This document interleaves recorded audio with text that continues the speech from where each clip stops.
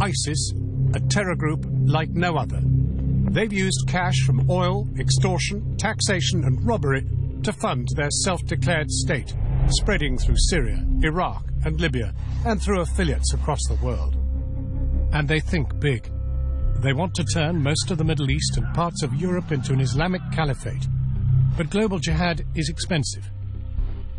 On the ISIS payroll, around 30,000 fighters, said to be paid between $65 and $1,000 a month. The more wives and children, the bigger the paycheck. Total cost, around $360 million a year. Yet, with a reported $2 billion to spend this year, there is no shortage of cash to splash on insurgency. So where does their money come from? Last June, ISIS pulled off the biggest bank seizure in history in Iraq's second-largest city of Mosul, netting $429 million from the city's central bank. Other smash and grabs across the region bagged them another $70 million in cash and gold. In comparison, kidnap and ransom bring in a mere $45 million, but its propaganda value is priceless. Then there's taxation and extortion, which raked in more than $500 million. That includes taxing salaries, bank withdrawals and slave traders. ISIS moves the proceeds internationally through its own secret network of wire transfers and cash couriers.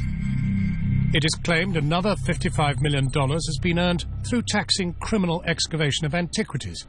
Ancient statues and frescoes are looted to be sold in Turkey and Lebanon before ISIS destroys what's left. Whilst in Libya, ISIS is reportedly demanding protection money from gangs smuggling migrants, profiting from the refugee crisis they've helped to create. But it's black gold that has been at the core of their money-making machine. Their oil fields in Syria and Iraq produced an estimated 70 to 90,000 barrels per day last year.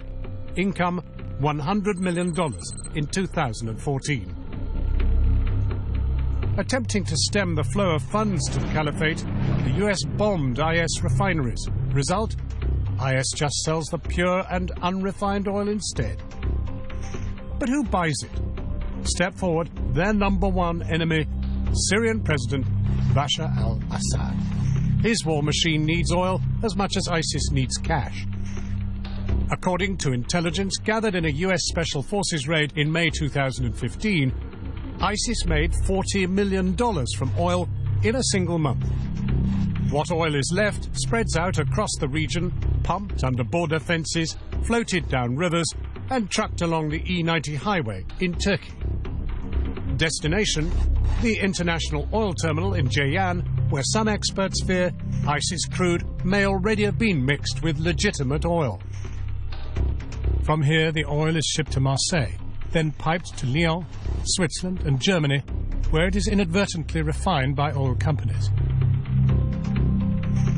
By now, the oil is untraceable and potentially being used by people like you and me all over Europe, fueling a conflict which has killed almost 250,000 men, women and children.